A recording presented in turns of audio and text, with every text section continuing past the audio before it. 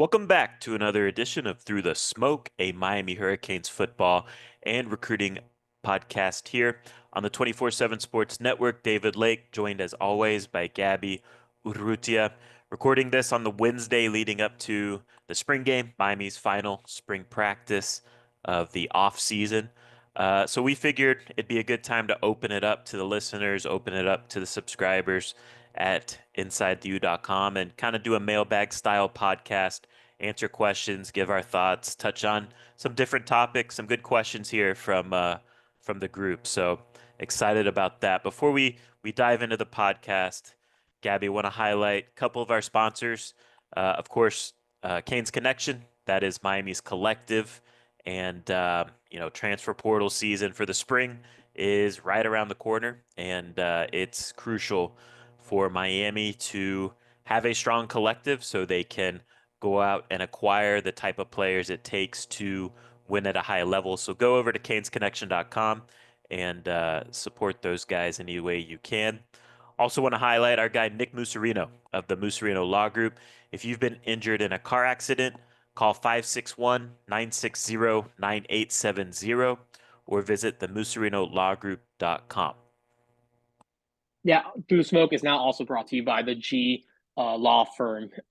If you're anywhere in the state of Florida and looking to buy, sell, or rent real estate, want to encourage you to contact the G Law Firm to handle all of your closing needs. Ask for my guy Ricky Guerrero, and him and his team can handle all of your needs when it comes to handling that closing transaction. So you can contact them at 305-422-4529 or at theglawfirm.com. And if you want to follow them on socials, they do a lot of social content too at the G Law Firm. If you tell them Through the Smoke sent you, they will take $300 off of your service. So head over to the G Law Firm if you are in the market for buying, selling, or renting any real estate. All right, Gabby, before we get into the question part of the Mailbag podcast here, we have some recruiting news to touch on before we get into that, and that's a new commitment that came over the weekend. That's Jontavius Wyman, who flipped from Georgia to Miami, listed at 5'11", 170 pounds, out of Jonesboro, Georgia. According to the 24/7 Sports Composite, he's a four-star player, number 166 overall in the country. He's Miami's ninth commitment in this class, which currently ranks ninth in the country. Last I looked. What do you like about this addition to the class, Gabby? Tell us about how this one came to fruition. Yeah, this is what Miami's been working on for quite some time. Even before Zach Etheridge and Will Harris made their way over, Jontavius Wyman had kind of emerged as a target for Miami, and they had been kind of just chipping away.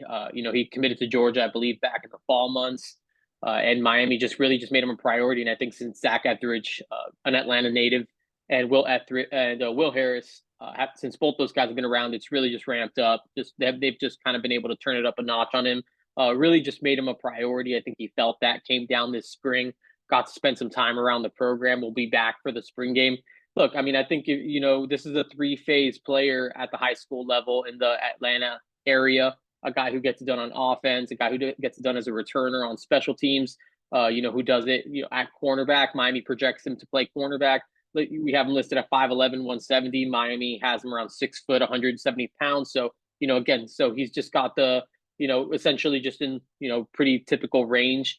I think he's just a super talented player, right? Again, you turn on the tape, he's clearly very good. And in the midst of his junior season, committed to Georgia. So, I mean, I think that's pretty telling. And Georgia was still pursuing him. He was still, being sought after by Georgia, also by USC, schools like Florida, Florida State, Oklahoma, a few others that were kind of just like sort of in the mix there, Nebraska too.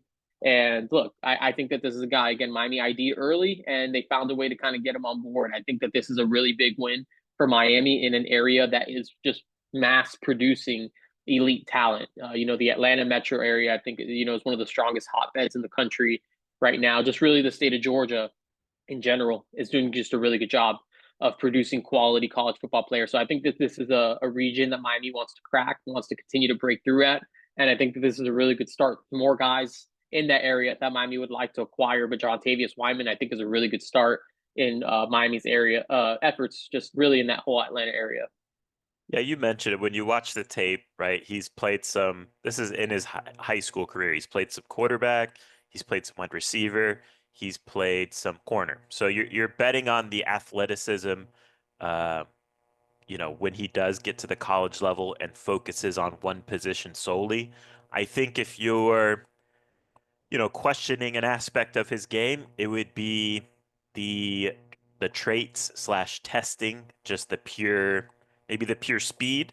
I don't know if he necessarily looks slow on tape, um, but there's not really some verified testing numbers, which is always something you have to, get comfortable with if you're interested in a prospect like that. But you watch him, the thing that stands out to me is he's good in zone coverage because he has very good instincts and ball skills.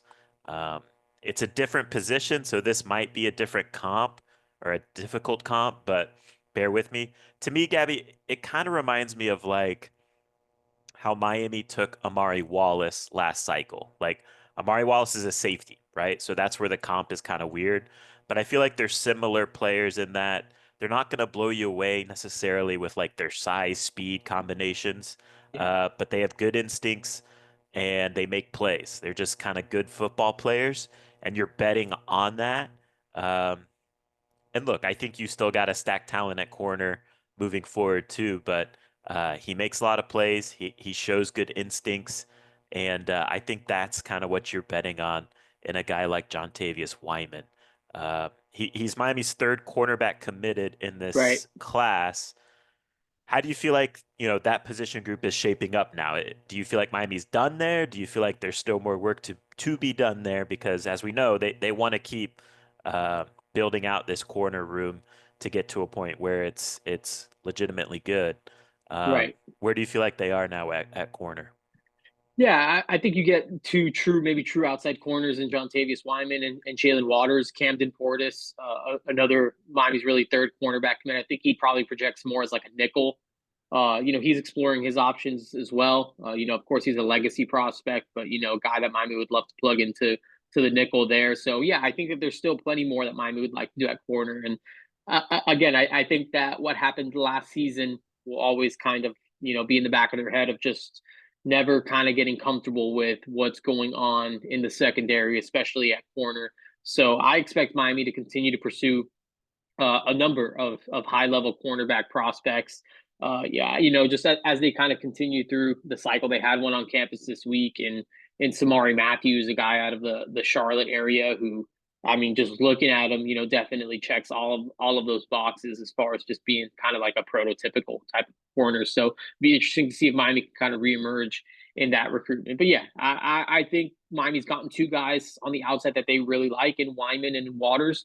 But I as we know as they recruit, there's never really that feeling of satisfaction. And I know that they're going to continue to evaluate guys. And this is something that was important to them last cycle. I know is going to be important to them this cycle is just continue to evaluate these guys, through their senior seasons. We talk about the cycles kind of getting expedited, the evaluation process kind of, or a majority of the work being done here in the summer months. But I do think that Miami desires to evaluate into people's senior years and into that senior tape. And so again, I think that there's still time for more names to emerge, more situations to kind of come up, and maybe some reshuffling or anything like that. Like I still think there's a lot more room for Miami to continue looking at and establishing this cornerback board. All right, let's dive into the questions now as we get into the mailbag portion of this podcast.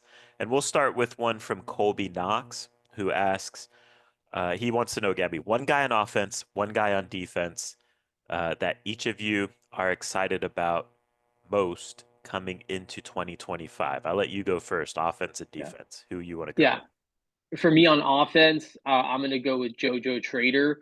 On defense, I'm going to go with Xavier Lucas. And for me, JoJo, I just think has sort of breakout potential, right? I think from what we saw from him this spring, he's definitely confident. He's a guy that, again, it seems that it's all kind of clicking for him. I think he's starting to kind of put it together. Nursing something here on the back hat in the back end of spring, but again, I think just the body of work that from what we saw from him this spring, it leaves me encouraged that when the quarterback play improves with a guy like Carson Beck, My understanding is those two actually have a pretty nice rapport, just off the field and just the way that JoJo and Beck kind of communicate and stuff like that, and playful, funny ways, just as just guys who just respect one another's talents. Like I do think that JoJo is gonna just continue to take those next steps when he kind of gets with Carson. And again, I think if it all does come together for JoJo, like I do think he has the ability to kind of be one of those sort of breakout players, not only at Miami but potentially in college football. So I just think he's Where that talented. where would you put his over under receiving yard total going into this year? Like, what do you think's a Man, good number? what did I mean? I think he can. I don't know. I think maybe like I could see him somewhere. I don't know. What as over under? Would you be like 550? Like, is that too high? I'd go higher. I'd go Yeah, like 750, 800. I think he has that potential for sure. Right. Like I think he can get. I think he can get up there. If he's Again, I healthy. think he can be right if he stays healthy and he kind of sees this thing through. Like I think JoJo Trader can put up. Like he's a better version of Jacoby George. Would Right, you and Jacoby disagree with George, that? no, no, absolutely not. I think that that's I think that that's right. Like if you give him the same reps that you give Jacoby George, and granted the offense will be slightly different, but even in a not as productive offense, Jacoby George still put up really good numbers. Like I think that JoJo Trader has that range to be able to get up there as far as like maybe dipping into that 800-yard range. And again, I like break. And we're talking breakout. I think he can definitely get up there. Like who knows? But I think JoJo Trader would be a really really good player. And On defense, for a lot of the reasons we're kind of sharing too. Xavier Lucas talked about just big, long, fast, checks all the boxes as an outside corner, and we have granted, again, we haven't really seen him be tested by Miami's top arms, but still, just from what we can see, and we'll get on. Well, I know there's a question about this later in the podcast, but we'll get into it. But just from what you see from Xavier Lucas, it just looks the part. It just looks different at cornerback, and I think anyone who's out there, consuming, whatever Miami does, whether that be a Saturday scrimmage or just one of the midweek practices, walks away just saying like this Xavier Lucas guy he's just different than what Miami's had in the past. So yeah, I'm really excited about Xavier Lucas. I think he can be first team all ACC. I Yeah, think he has that type of talent. I think he could be a first round pick if he continues on this trajectory. Miami right. gets him for 2 more years, so that's not something that's really on the radar now. But he's a big time talent, and he's a big time addition via the portal. Those type of corners you don't really get in the portal, and Miami got one. And pairing him with OJ Frederique, you know, Miami's going to have one of the best outside corner tandems in the Yeah, ACC as well for the yeah, next 2 years because both those guys are rising sophomores. So I agree with you. Both those guys were on my list too, but just to say something different, and maybe this is a cop out, Gabby, but on offense, can I say like the entire starting offensive line just yeah. because, you know, that's a group that I think internally they're very confident about and excited Right. about. And, I think they feel like, look, there's, still progress that has to be made during the summer months and all that, with the training that happens in the off season and during fall camp as well, with gelling and playing together. But I do think, there is kind of a confidence internally that, hey, this can be one of the best offensive lines in the country. And Yeah. so I think they've seen Markel Bell take the next step with his consistency year over year, which makes sense because he was kind of thrown into the deep end last year and asked to swim, and he did that. He kept improving week after week after week, and now he's kind of just a veteran with those snaps under his belt and playing under control and understanding how to utilize his traits to his advantage. I think Francis Maui Noah's taking the next step too at right tackle, and as Cooper, they're pleased with how he's looked at right guard. Brockermeyer at center, they like what they see, and left guard's just kind of an open competition. Probably Ryan Rodriguez maybe is the leader in the clubhouse right now, but I Right. think there's a lot of competition to go on there. For But sure. maybe this is a cop out, but I'm going to go with that offensive line group just because they really do feel like this can be the best offensive line in the country if they keep progressing between now and game one of the season. I'm with you. This offensive line is so good. It's definitely something to be super excited about because as we know, a good offensive line, I mean, it elevates everyone around you, right? Like if you have a good offensive line, it just gives you so much more like ability to do so many different things. And a bad offensive line just makes everyone around them worse, right? Like you can't do much with a bad offensive line. So having a really good offensive line is a treat, and that's definitely one of the position groups that I think directly reflects the identity of the head coach and where this program's at as far as just wanting to be a line of scrimmage dominant team. And I think I don't know. I think the offensive line more than any other position group, I think is just at that place where it's just like, yeah, this is 100% good enough. Like we're talking national title good. Like I think this offensive line is potentially like national championship level good. So yeah, I'm super. There's so much to be excited about with this offensive line. And on defense, I'll go with Justin Scott, the Yeah, rising sophomore defensive tackle. And look, I don't think he's at the point yet where he's like a total freak show, dominant, gonna take over a game type of defensive tackle. But I'm excited about him because he's taken that next step forward that you needed to see from him from freshman to sophomore year. He's going to at least be a dependable defensive tackle that flashes big time potential at times. And I think, the next step for him this offseason is to just keep putting it all together so he can become that dominant defensive tackle because his talent level is pretty impressive. And he's new to football, really, in the grand scheme of things. He's still learning a lot about football. So I'm excited about the step he's taken. And there's still more, still needs to keep improving. But Justin Scott is a guy that excites me with what he's kind of shown this spring. yeah. I think what's encouraging about Justin Scott too is just the way that, again, I think that he's just adding more to his game, like along the lines of what you're saying that he's not really there yet. This spring he's getting competitive settings. He's getting up there and batting down passes and making an impact on plays that he's not really in on in that way of just getting his hands up and disrupting plays and the way he's playing the run and the way he's able to kind of just work along the interior. Again, he's probably not as good as he's going to be eventually right now, but I think he's on the right track. And I think someone like him with his skill set, his athleticism, and that's at that size, to me, he looks like noticeably bigger than when he got Yeah, here. Like to me, it's just like this yeah, dude more does not look muscular. like right. Yeah, he Yeah. does not look like the same guy who walked in here or that was playing early in the season and kind of flash a little bit. To me, he's starting to kind of get to that grown man type of physicality as far as just the mass that he's adding to his already impressive frame. So Justin Scott to me is, I mean, I wrote Xavier Lucas dash Justin Scott. So those, Oh, did you? along with Okay. along I with did Xavier too. Lucas, Justin Scott was like to me those are the two most It was exciting important guys. for those Yeah. two guys to show up, Yes. and they did. Absolutely. So, And I think what's even better about the fact that we're both excited about both those guys is those each one of them have at least 2 more years yeah. here. So these aren't guys that we're kind of getting a flash of and they're gone. These are guys that are going to be here, long term for in the college sense of just having them for the next few years at minimum. Genghis Kane asks a pretty good nuanced question that I think is interesting.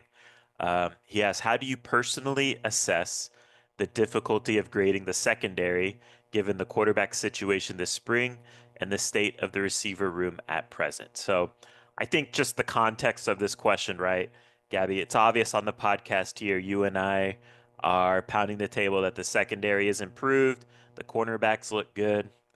They've hit on these transfers that they've added. We're hyping up Xavier Lucas. I think, you and I both said like Ethan O'Connor's looked, you know, I'm hearing looked pretty good. Charles Brantley's your feisty guy, undersized but feisty. Um, Zechariah Poyser at safeties looking the part. Damari's coming back and doing a solid job. So I think within that context, it's fair to ask, right, during a spring, Right. okay, these corners and safeties look pretty good. But they're going against the backup quarterbacks and they're going against a receiver room that's, largely unknown. It's a lot of freshmen. It's a lot of guys that haven't really played big roles yet. So how confident, how why are we so confident in this DB room? And I'll just say for me, Gabby, real quickly, and then you can take it. But like, it just kind of goes to like, you know what it's supposed to look like and what it's supposed to move like when Right. you've been doing this for a while. Xavier Lucas, you just know that's a real corner. And so for me, Gabby, honestly, like I would take that question and flip it around. Like I kind of know from what I see that the secondary is good. Now, is it great to me? If you want to have that conversation, I'm fine with that. But the secondary is going to be good. Um, so, and I'll take that again because last year the secondary was average to below average. So to me, it's more of a question of like, okay, um, the secondary is good. What do we think of these receivers, and the quarterbacks? How do we judge them against this good secondary? Does that make sense? I don't know Right. if what I'm Yeah. saying. So No, it does. when you digest the competition, okay, quarterbacks, okay, receivers, this is what it's gonna look like on Saturdays when you're playing in actual games. Can you make plays against these level of DBs? That's kind of where my mind goes. Yeah. Yeah. No, I definitely see that, and it's true. I just think a part of just in watching the sport, watching the way that good secondaries look, and really just being out on even just how much recruiting stuff we kind of Seven on consume. Like, seven yeah, stuff. 7 on 7. We see a lot of like this, a lot of the top corners in college football. We saw them coming up. Like, you just know what like a good legitimate corner is supposed to look like. What he's supposed to look like. These guys that are signing with Georgia, saw guys like Dalen Everett and Billy Will Johnson. We saw, like, you watch these guys and it's like, okay, like that's now your standard of what this is what it's supposed to look like. So when you see Xavier Lucas and you see a lot of the similar things, you're like, okay, like to me, it's a no brainer. It's like, yeah, that's It's a clearly what. traits position. Let's be Right, real. exactly. Yeah, Size, it is. speed, length. Yeah, exactly. And you look at these guys, and it's just like Xavier Lucas to me. It's just like, yeah, like that's what an elite corner is built like. That's what an elite corner moves like. That's what an elite corner does.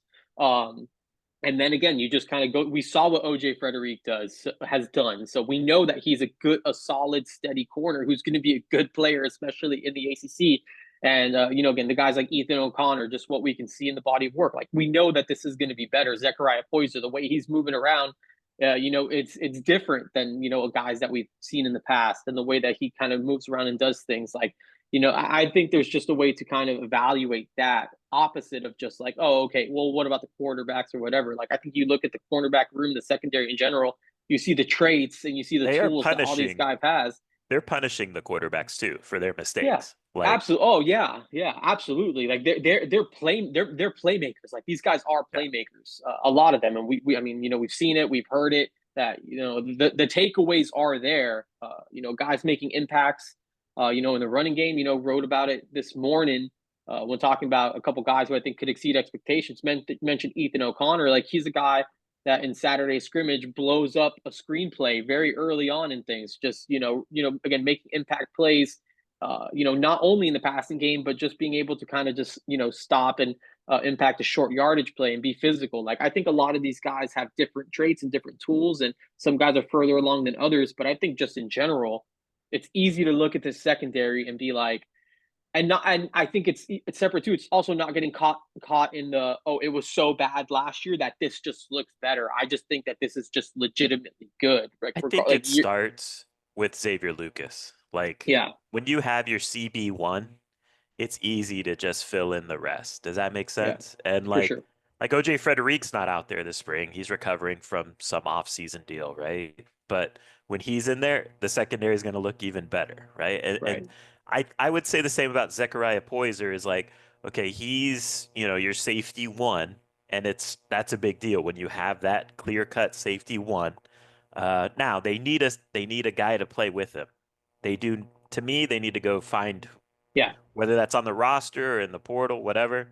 Um, but when you have Xavier Lucas and like OJ Frederick's your second and Ethan O'Connor might be your rotational guy, like that's just different. Ethan O'Connor has played what 600 to Yeah. 700 snaps last year as a Mhm. starter and did a Yeah. solid job. So if Yeah. Ethan O'Connor's your CB1 this spring, then it's almost like, okay, I can understand. I think there might be something to this question, but Xavier Lucas is just a stud. He's just different. You got to see it to believe it, Yeah, honestly. it's But true. I don't know. That's where my mind goes. For And sure. look, I'm on with the you. flip side too, like JoJo Trader's been making plays. That speaks to what he's probably going to be this season because he's, you know, the quarterbacks have been whatever they've been this spring, and he's still finding a way to flash and make plays. And Yeah. honestly, some of these freshman receivers are doing the same too. Yeah. All right, next question. Sam Wright asks, how many cycles is Miami from having an elite roster, in which I mean not having to use the portal for more than a few players per year? So this is a fun question, and I think it's a fair question and an interesting question. I think there's a lot of unknowns to it, but like I get where the question's coming from the standpoint of like, look, the goal for this regime, but I think in general, every regime around the country is to not have to use the portal because you recruit high school so well, right? So to me, Gabby, like in this modern era, I think every team should use the portal to some extent. For sure. But let's set the number at like, okay, you're barely using the portal at like you're taking 5 transfers per year, right? Yeah. Is that realistic moving forward when rosters are going to be 105? I don't know. What's even the portal going to look like if this NCAA settlement goes through? Is it going to be harder to transfer? Is kind of what I'm Right. getting at there. But let's just say moving forward in a vacuum, everything's kind of been what it is going to be, what it's been the last few years, where it's just like kind of the Wild West and chaos. Right. Look, I think both things can be true. I think like basically what he's asking is number one, when will Miami get to the point where they don't have to go out and take 5 defensive backs in a transfer Yeah. portal cycle to address a deficiency on a roster because you haven't recruited that position well enough, right? So, number one, I'm glad that Miami will do that, right? They have the willingness to address their needs when they need Right. to. Um, but number two, Miami should never have to go do that, especially at a position like DB. So, to me, like, and this is a long, convoluted answer. I'm sorry. But like to me, when Mario first arrived, it was like, okay, we're going to get the offensive line right. So they went heavy numbers on the offensive line. The next cycle, okay, we're going to get the other side of the line of scrimmage, defensive line, heavy numbers on the defensive line. And that's necessary, right? That's the type of program Mario Cristobal wants to run. That's how you win, right? That's how you win football games, line of scrimmage teams. But now that he's kind of established Miami as being talented on the line of scrimmage, I think the challenge now is just okay. Now it's time to just you got to start, and this is obvious in some ways, but it's easier said than done. You got to just stack balanced classes. You got to Yeah. have future starters at every position in every cycle. And so that's the challenge moving forward now that you've kind of thrown numbers, you've fixed the line of scrimmage spots. And now you gotta make sure you get good linebackers, get good corner. You can't overload one position group, and I don't want to say ignore because that's not the right word, but you just got to make sure you got future starters balanced out throughout an entire recruiting class, if that makes sense. And I It I it think does. two more cycles to That's what answer I the wrote. question. I wrote two more cycles. And look, I think I think Mario Cristobal and Miami are already like I think they're already starting to establish a talent gap, especially Yeah, relative to when they got here, and especially relative to against the the ACC. conference. Yeah, Right. And that's what we talk a lot about here. Like the national stuff, what's the next biggest step for Miami is becoming, the the best ACC team in the power. ACC. Yeah. Right. The top team in the ACC consistently. Like that's the realistic next step for Miami, and everything else will come. Like once you can do that, we can start talking about the And other if things. you But I think, project in 2 years, like we're saying, yeah, it's really hard. Like Clemson's going to be good this year. They have a yeah, lot of returning older talent. It is hard to project what Clemson looks like in 2 years. And maybe yeah, it's hard to do that with Miami too, but Miami has recruited well, whereas their recruiting has fallen off here in two right. years in the And last couple. the numbers have gotten smaller. Like they've been Right. taking smaller classes too, where I think Miami's been more. consistent with like the sizes and Embracing the all that churn. stuff. And right, Yeah. exactly. And just like we're doing this. And that's why I think again, especially projecting 2 years.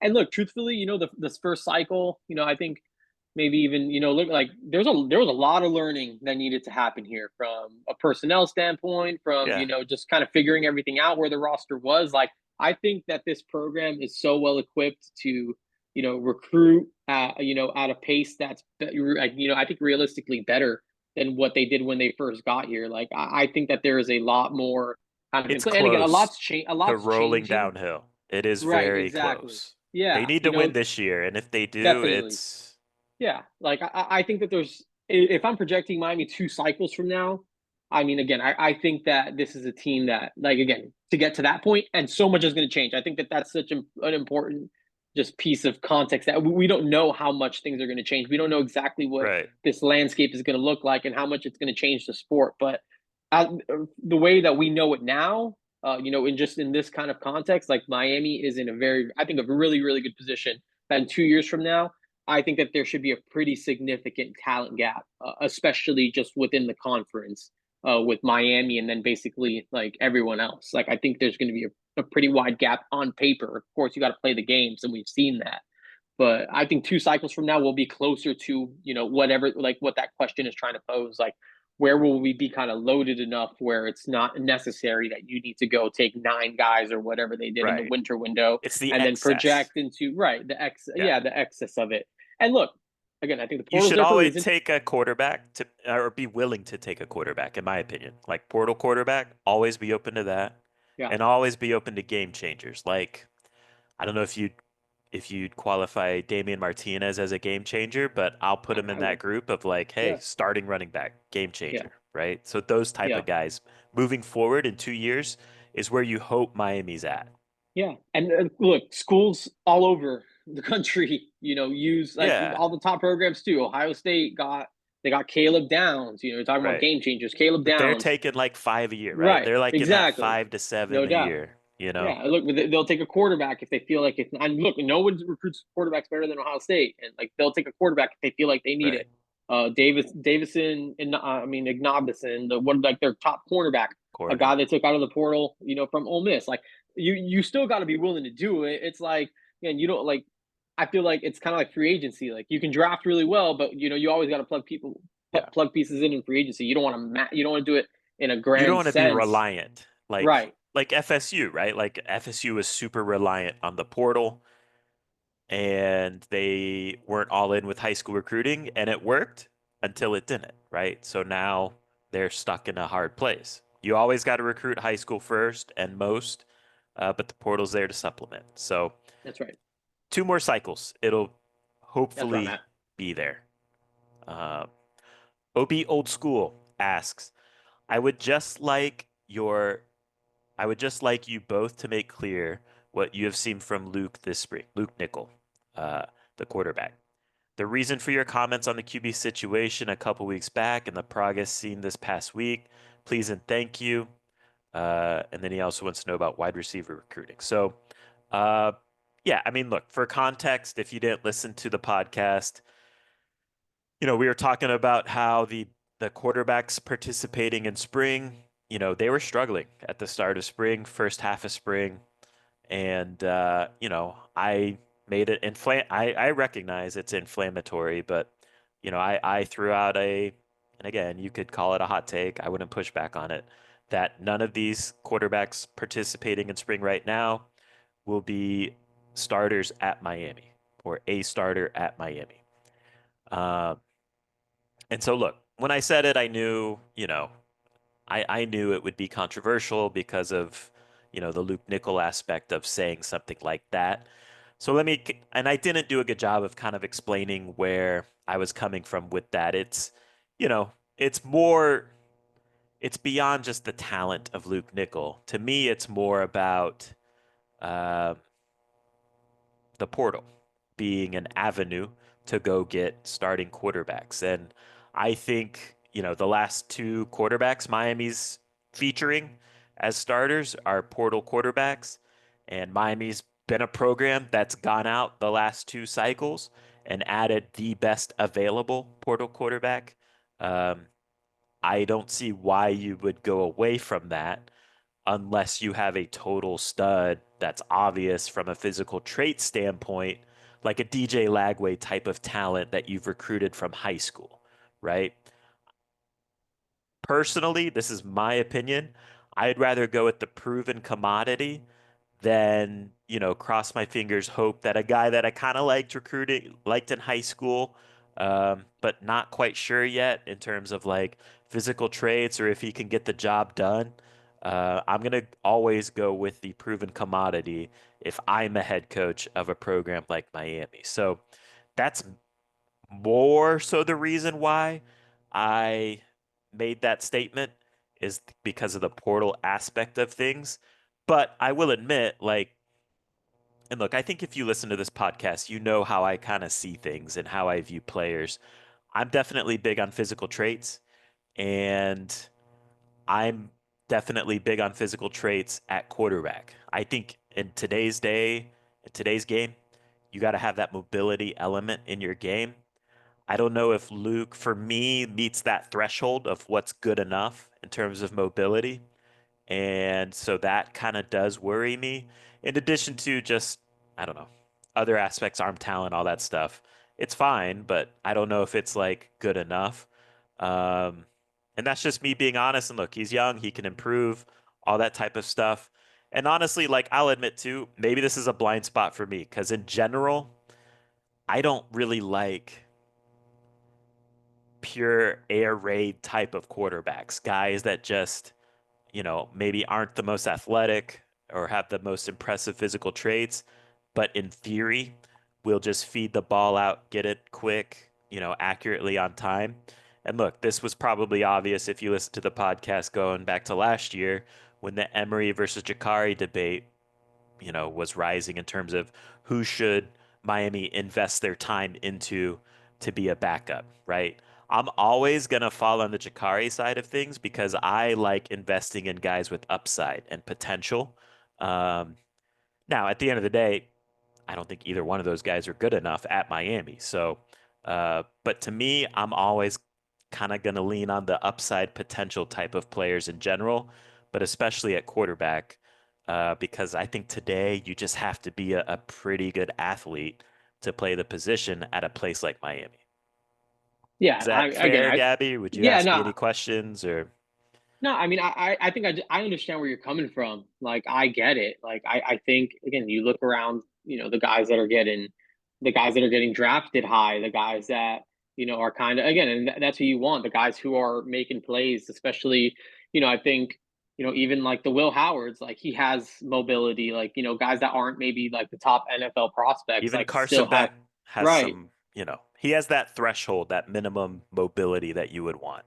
Yeah, I think I mean a lot of those guys I mean just turn on the college football playoff. Like how many of those quarterbacks that were playing in the college football playoff are just kind of like statues. Like you had Drew Alar who has kind of like that bigger body where it's maybe just not like top like super like twitched up athleticism, but he can move and he's a guy that can give you something. I mean you got Riley Leonard who was a great, maybe not the top end passer, but he can move the ball because he can move around. And the Will Howards and, all those different types of guys. Like I think that mobility part of it is great. And again, so and a lot of those guys too are just older guys who took some time to Yeah. kind of get there. But at the end of the day, when you're a proven program like Ohio State, like you didn't really need to develop well, like you didn't need to develop Will Howard for a few years or play him and you can kind of take him when he's kind of at his best or at his peak and move forward with that, which I think kind of speaks into your, you always look into the transfer portal for a quarterback because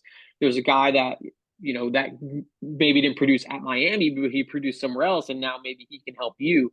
Like I think that there's a lot to that, and that's why I think I just understand your perspective. We've also talked about this a lot, but to be fair to Luke Nickel, like again, he is Yeah. young. Explain how he's doing Yeah, because yeah, he's improving as the spring yeah, is he going he on. is he's definitely improving. Like I think he's a young guy who again, and we said it then, he's allowed to get better. Like he's allowed Yeah. to, and I do think And I it's can be slowed very down for wrong him. on this. I will admit that if I Right. am wrong. Yeah, for sure. For sure. And but again, I think where you're coming from is it tracks because that's what we see in the sport, right? We're not seeing a lot of Again, but these guys are young, and Luke Nickel has progressed here in the back half of the spring, and I do think things have started to slow down for him. Again, you go back to that Saturday scrimmage, and I know the University of Miami, the official Instagram account posted a clip of Malachi Tony catching a touchdown kind of on a deep crosser. Like Luke Yeah. Nickel delivered that ball to him, and it was a good throw. Luke Nickel delivered, there was times where he pushed it and, it didn't work out for him, whether that was just being too aggressive. And, again, Miami has a good secondary and those guys are making plays on those balls. There was other times where, he threw a really, really good ball and, a ball that could have gone for a touchdown that just wasn't secured and wasn't able to go for a touchdown, but he showed flashes that like he can drive the ball down the field, to an extent. Maybe doesn't have that, Cam Ward esque type of huge arm or anything like that, but he has enough on it where he can push it. I think it definitely seems like it's been slowing down for him in the back half of this spring. Especially in a scrimmage setting like Saturday, I do think that we saw more of the poise, more of the quicker processing that we've talked about. That's something that he does well. I think we started to see more of that, and I think that's a product of just things slowing down. I think when you get into a college system, especially as at quarterback, it's a lot, and the bullets are Yeah. flying, and you need to kind of know where you're going. And I think it's encouraging that as we got into really the heading into the final week of spring practice, that we're starting to see signs that it is slowing down for him. Is he still making mistakes? Absolutely. Is he still, kind of sometimes seeing stars? For sure.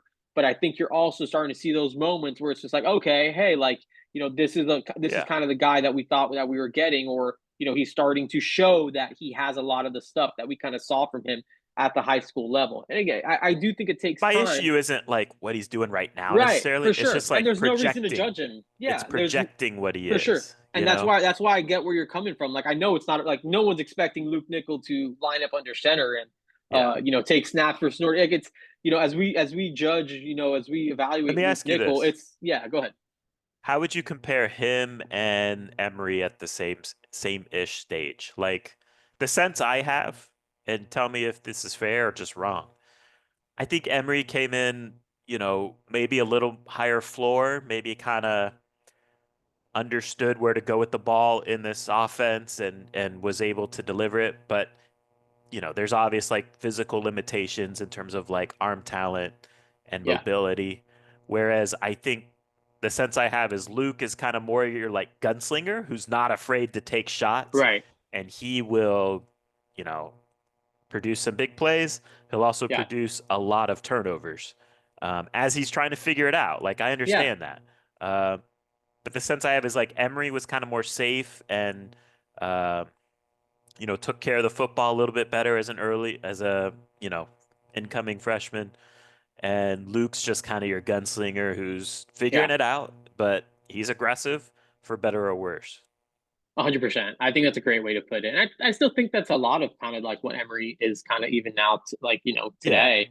Yeah, and I do, I think, especially a couple weeks ago, as we saw, what we're, seeing and hearing from Luke, like a lot of it is that it's just like he's either, again, maybe it's just too much for him and he's just kind of just like in a daze, or you're seeing him just trying to throw balls that maybe, at Milton High School were kind of getting through that they're Right. just not getting through anymore. And there's shots that he's taken downfield, like maybe like dropped a snap and turns his head up and just kind of throws it up, and it's like CJ Wiley isn't on the outside being covered by like a high Me. school sophomore, right? Yeah. Anymore, it's like you're throwing the ball up, and it's there's a college cornerback that's playing that ball and is in position to make that play, and it's like it's different. And times too where it's just like you think you got a ball downfield, but if you're not delivering that ball at the right time, you basically just threw a pop fly to the safety. It's just you need to.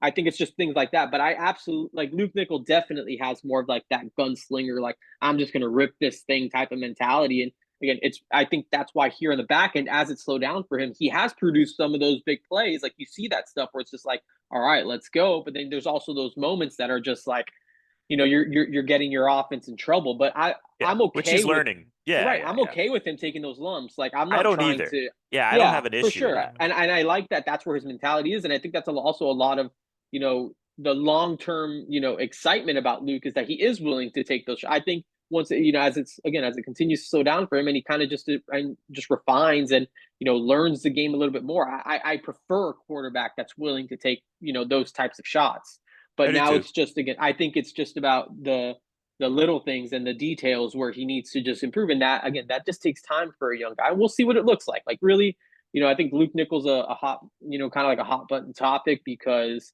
of the expectations coming in, the first team Max Prep Yeah. All American. But the And it didn't reality of this start is, well. It did not. Like right, for it people that didn't. have seen him this spring, it was No, of course, no. And again, that's fine. And the tough. reality is that Luke Nickel doesn't need to be ready, Right. for a bit. Like, if even if it's not in 2026, like, I think that that's still okay. Like that doesn't mean that it may never. That doesn't mean that it may never work out. Like, maybe it doesn't. Like, who knows? Like, we'll see where it Right. goes. And quarterback stuff is the year. I think that's a year to year kind of evaluation and process as far as what you decide to do with that.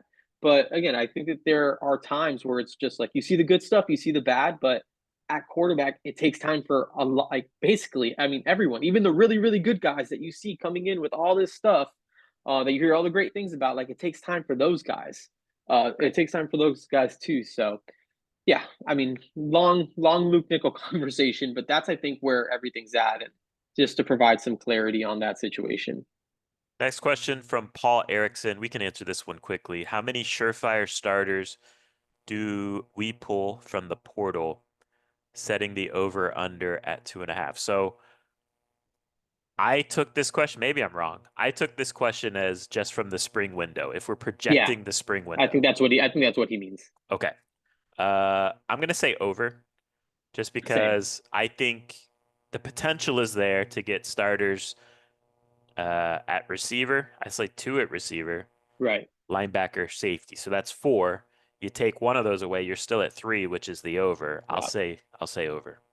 Yeah, where I'm at is like, to me, it's at least three, and that's saying like a Right. slot receiver, an outside receiver, and a number two safety, and then linebacker.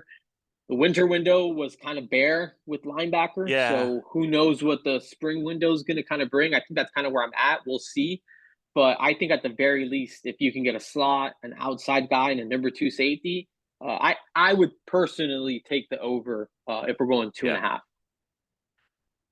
Mikael Abreu asks, at the end of the 2025 season, and this is a big time hypothetical question, right? Yeah, But we're here for it. We'll do it. At the end of the 2025 season, hypothetically, Mario Cristobal slips into another alternate universe, and there's no head coach. If you're athletic director Dan Radakovich, how do you see this program? What type of head coach would you hire? What type of things at the 30,000 feet level do you want to keep or eliminate or gain? So to me, Gabby, like the most important thing, you know, to me the most important thing Mario Cristobal has brought with him yeah, is he has commanded big time investment from the university and from the community, with university funds and resources as well as Kane's connection resources, right? It's vital in this era to have those resources. And so if those dry up for whoever, whenever the next coach is, it's going to be difficult for any coach to come in and achieve results. Um, so to me, that's just the most important thing to just keep right. that investment going. Um, and look, in this crazy hypothetical, I would just and let's say I got to do a coaching search right now. I would just take the low hanging fruit of kind of two obvious guys, from a Miami Hurricanes message board standpoint. I would go after a guy like a Lane Kiffin. I would go after a guy like a Rhett Lashley. You continue to give those guys the type of resources you give Mario Cristobal, I think they would win too. It would look different because I think the recruiting would dip under them.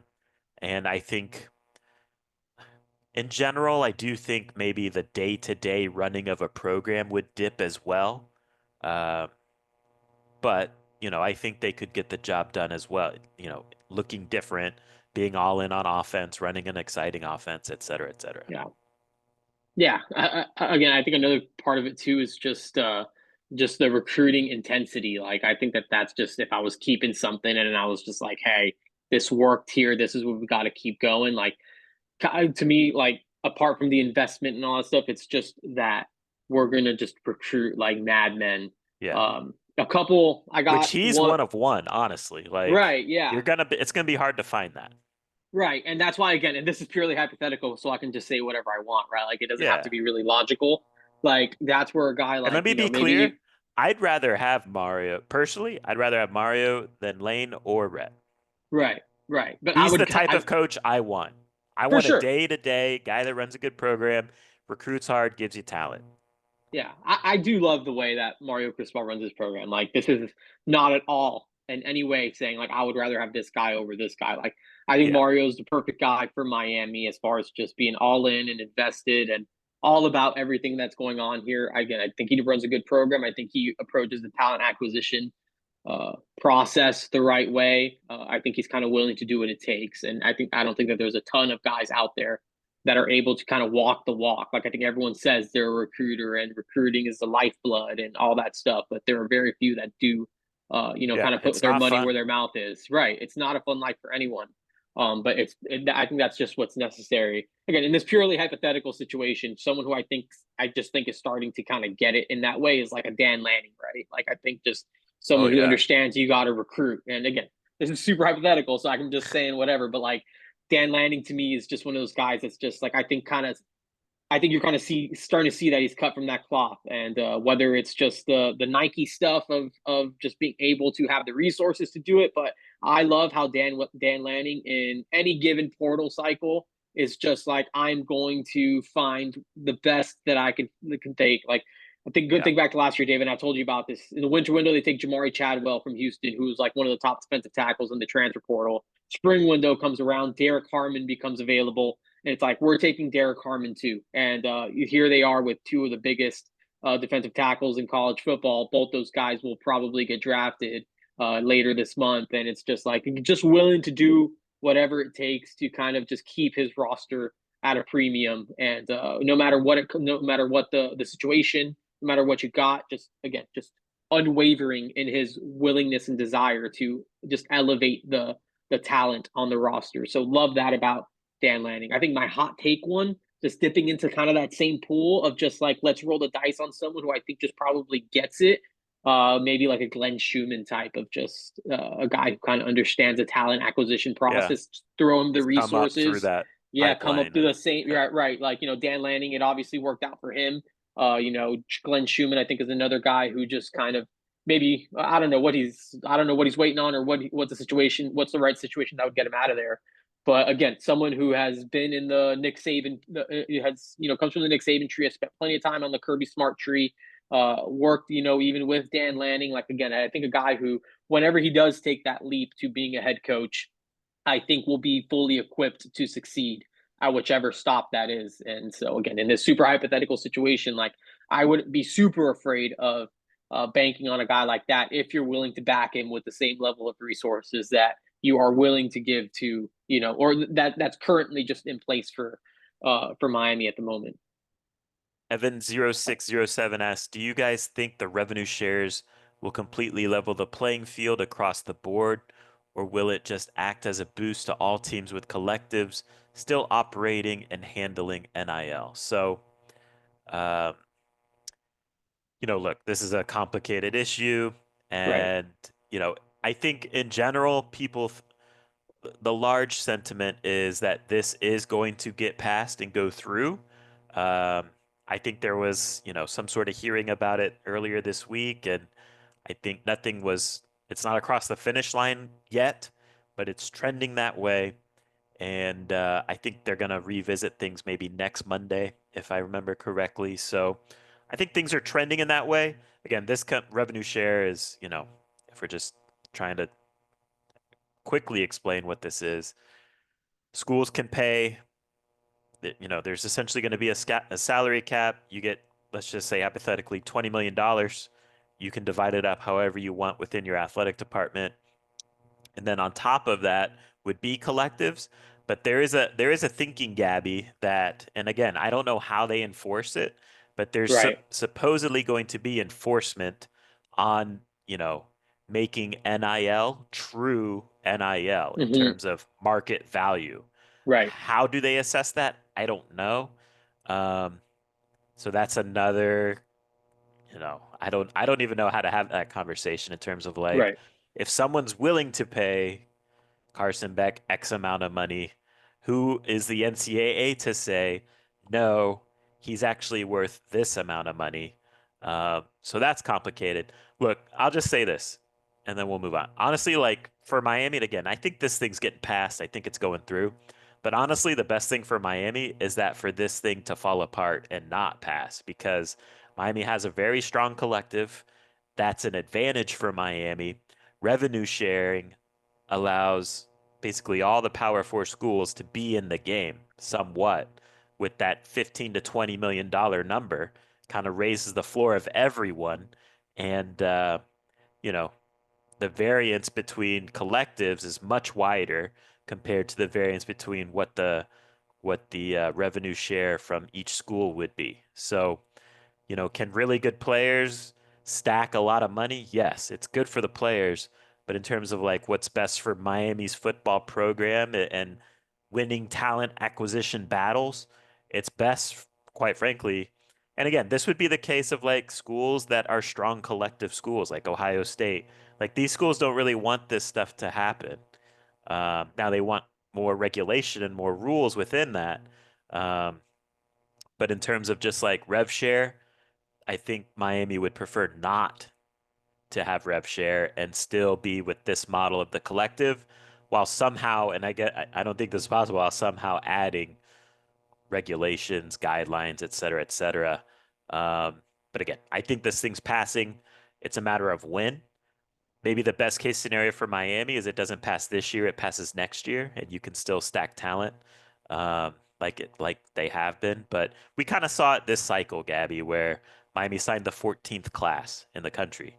And a lot of that was because schools were promising rev share money that isn't there yet. So Right. uh, again, if it doesn't pass this year, that's also going to be a problem for these schools that promise the money that's not there. So I don't know if you have anything to add, or we should just move on.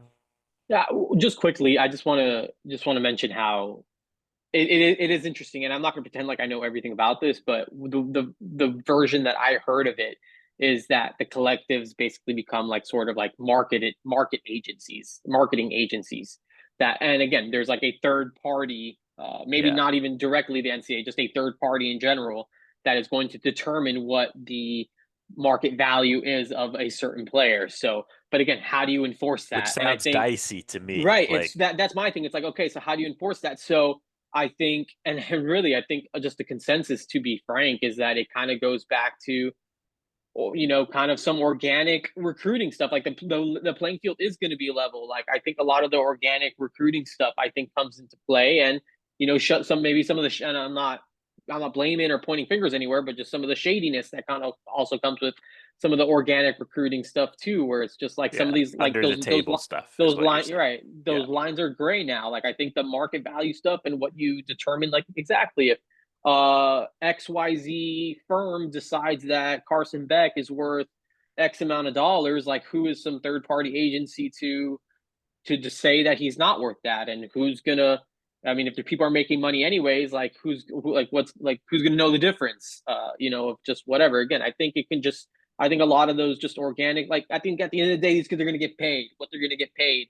The method of how it gets there, I think, is just what's gonna make this thing dicier, or just like more, Yeah. again, kind of go back to the OG roots of recruiting in some ways.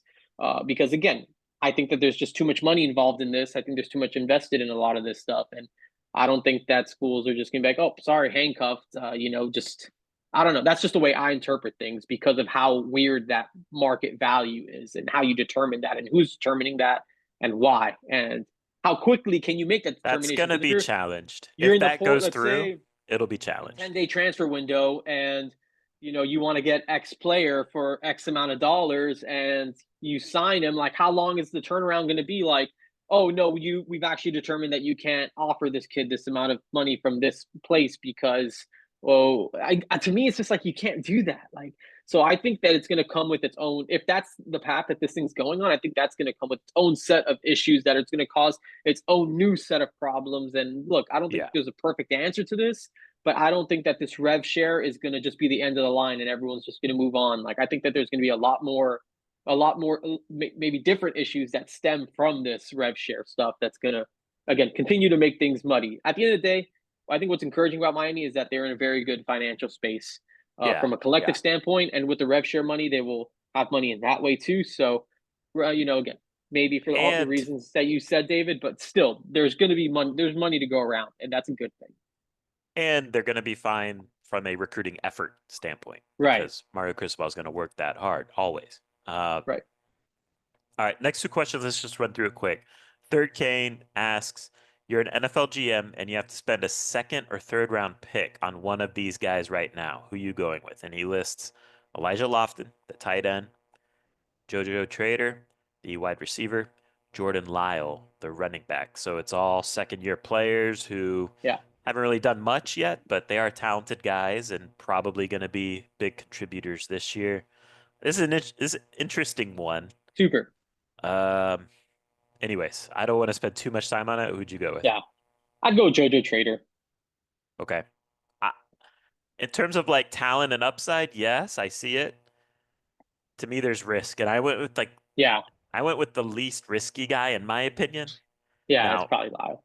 now running backs don't get picked Right. that high, That's so why I went with JoJo. I was just like, yeah, just they where don't. where he would typically fall. Like I think JoJo would have a higher chance of maybe getting I drafted agree. higher if it all comes together than Lyle would if it all comes together, just because of the way the league values receivers versus valuing running back. So maybe I'm just trying to make this thing No, more complicated than it is. no, that thought entered my mind too. I just went with the safest guy who I think Yeah, is going to be a good player and I went with Lyle. I think Lofton's good too. It's just yeah, in the NFL, it's hard to right. project 6'1", 235 at tight end. Yeah, So, it is. but he's a good player, a unique player. He'll be a good college player. Swag U305 asks, if you could move a cornerback to safety, who would it be and why? If everyone's healthy, I might be going Jadis Richard. And I wrote down Tamari Brown, but the more I thought about it, I was like, I think Jadis Richard would be an interesting move to safety. I would go Damari over Jadis, but honestly, I would just move them both there. Yeah, I think Why that's not? probably the reality of it. Yeah, yeah. You I have think enough both those corners. guys. I think both those guys should transition to safety. Just see Kane what you got. Kane Pug asks, where do you all see linebacker recruiting going? They have a nice start with Campbell on board, but don't seem to have much traction after that. Most of the spring was loaded with notable visitors, but it seems only Eberhart, the guy from Missouri, was one of the only names to visit for his position. Any chance they can get back in with Isaiah, the Florida commit? Yeah, yeah, I get it. I do think the linebacker recruiting is moving a bit slowly. I think in general it's a down year at linebacker. I think that's just like the consensus kind of talking to people. Again, you got the Isaiah Williams. He's committed to Florida, and he's been committed a couple other times. So I think Miami will continue to kind of chop wood there. For sure, he's a super talented linebacker. He's definitely one of the guys that they're most impressed with, along with like the Tyler Atkinsons and the Xavier Griffins, and they haven't really seemed to generate much traction with those types of guys. But I think those are still two that they're going to kind of continue to shoot at. But yeah, you got the Jacob Eberhart, you got Braxton Lindsey out of Arkansas, Tamari and Watkins out of South Carolina, and I think another name is Julian Manson out of Iowa. I think those are guys that are on the board, and again, this kind of goes back to they're going to just continue to evaluate guys into their senior years. Like I think linebacker is maybe one of those spots where you can be patient and wait to see what kind of continues to emerge as a senior. They just offered a kid out of Orlando Edgewater, the J.J. Edwards, Justin Edwards. He's someone that's maybe worth tracking into his senior year. He's a pretty good looking linebacker out of Central Florida.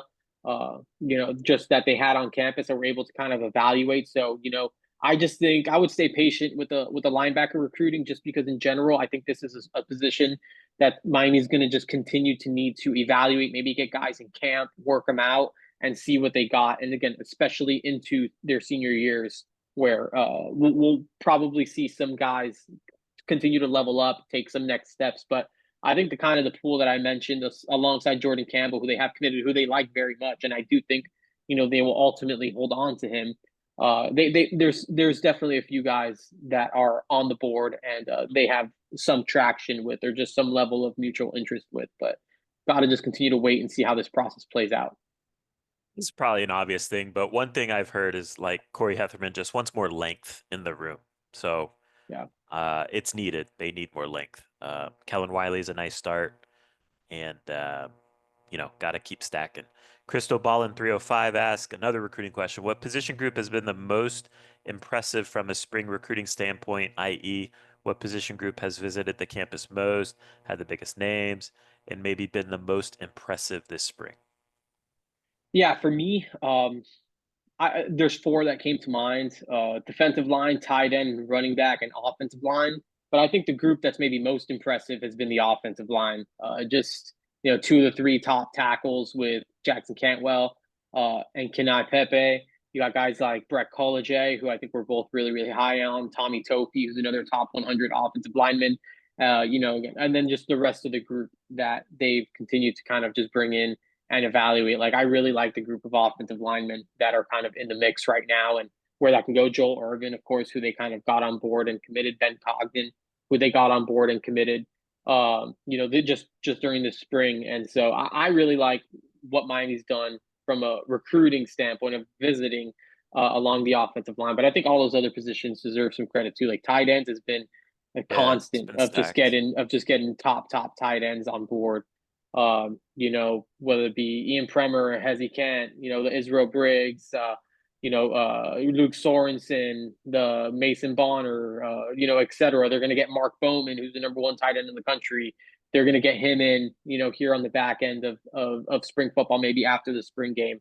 Then at running back too, between Derek Cooper, Tredarian Ball, Jay Lamar, guys like that, and the defensive line, a lot of the top defensive linemen in the country have been down here as well. So I think they've done a good job on that side of the ball too. So really, I think across the board, it's been pretty strong for the most part. The Velo can ask, are you guys confident the coaches will be able to get what they need in the portal to get us to a playoff level team? What do you think? For me, I'm confident that they're going to try really hard. I think the spring window is kind of unpredictable. We saw what it kind of produced last year with guys like Simeon Barrow and Damian Martinez and Tyler Barron. And, again, I think that there are paths to acquiring, uh, you know, you know, Let talent me that ask will you help this. you. Yeah, Do you get a sense, because I get a sense that there's some wariness that maybe this spring window won't be as good because teams now are kind of proactively locking right. in their guys with, the expected settlement to be pushed through. Do you get that same sense or no? Yeah, I mean, I do. I think I just think just in general, I think schools see the spring window, and I just think schools are, and I think you're seeing this reflected too with like even if you look at like the transfer portal and how teams approached it. Some teams chose to approach it in the winter.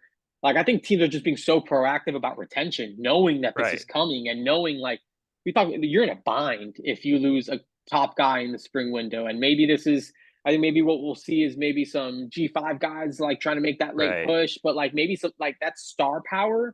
I think if any of that star power jumps in, it's like they know where they're going. Like they're right. making a It's a move. Like wink, they're wink. clearly making them. Yeah, Yeah. exactly.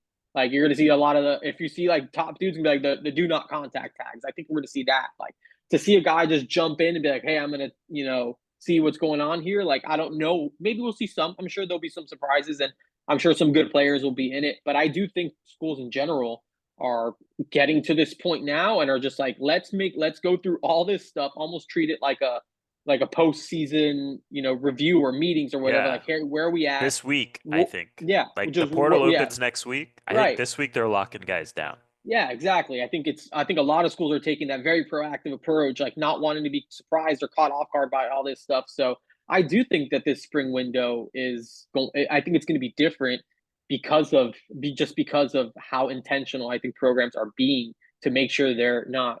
I mean, some schools will be. I mean, they'll be cooked if some of their top players leave, and there's so much leverage on the players, like that the players have. I think at this window specifically to just be like, hey, you got to give me whatever or I'm gone. Like I think a lot of those conversations are probably being had right now with what we're about a week away from the spring window opening. Like I don't expect it to be as heavy as it has been in the past. So yeah, I think Miami will try again. I'm confident that they will work hard to try to get what they need, but you can only recruit what's in the portal, right? So you Yeah. have to just wait and and see what actually emerges in there.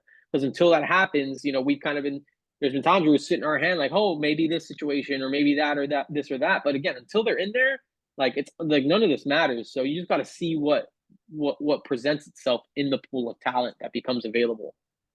What position do you feel most confident that they can address just because the portal brings this position plentiful? Yeah, I don't know. I mean, I don't know. I mean, Receiver? I do think they'll be able to get a receiver. Like what's Yeah. the caliber of that receiver? I don't know, but I think you'll probably be able to find a receiver. I'd feel good about that. I don't know exactly what it looks like, but I do think that they'll probably be able to at least address that or add some guys that can actually play. I think you can do that. I think safety's tough just because Yeah. you never really know. I think linebacker's super tough because you barely got any of that even in the winter. But still, and I think there's places you can add depth, right? Like I think that the spring window is a big, um, like defensive tackle, or we'll see. I mean, that's what it was in the past. Like I think that this is a time where some big time defensive tackles can throw themselves in there. And I think my headphones might have just died, so I'm not sure if you got me right now, but I hear you. um, yeah, okay. So I think it's an interesting time for guys like that along the line of scrimmage to potentially make a move or see what comes up about there. All It's right, such a last premium question. position. Yeah. Last question is from Crystal Ballin 305. I know Carson Beck is the wild card, but assuming he's healthy, what is your way too early prediction for the regular season record, uh, after spring football? For me, based on the roster, just as is, it's nine. Like I see this as I think this is a solid 9-win team. Me too. Um, I think that there's a path to upgrading this, right? I think that you can make this team better. I think once you get the quarterback back and you kind of see how it all gels, that can change. But from the context that we have, I think that this is a solid 9-win team right now, with room Yeah, to improve. I agree. I think 9-3. I think you can get to 10-2 with some portal additions. Honestly, my concern is not Carson Beck. It's, you know, if he recovers and if he is the Georgia Carson Beck, then Miami's going to be just fine. I think if Miami can get to that 10-2 mark, the ideal scenario is kind of going 3-1 in the first month, so in non-conference play, and then 7-1 in ACC play, and that's your path to Charlotte. So, uh, I think this is a solid start. They need to they need to address some areas in the portal, hopefully, and we'll see if they can get that done. So we'll get out here on that note. Appreciate all the questions from the InsideTheU.com community. Again, this is we video record this as well, and it'll be on the YouTube channel at Inside the U. So uh, go subscribe there if you guys haven't done that yet. And thank you to all our sponsors. Appreciate everyone for listening. And until next time, take care.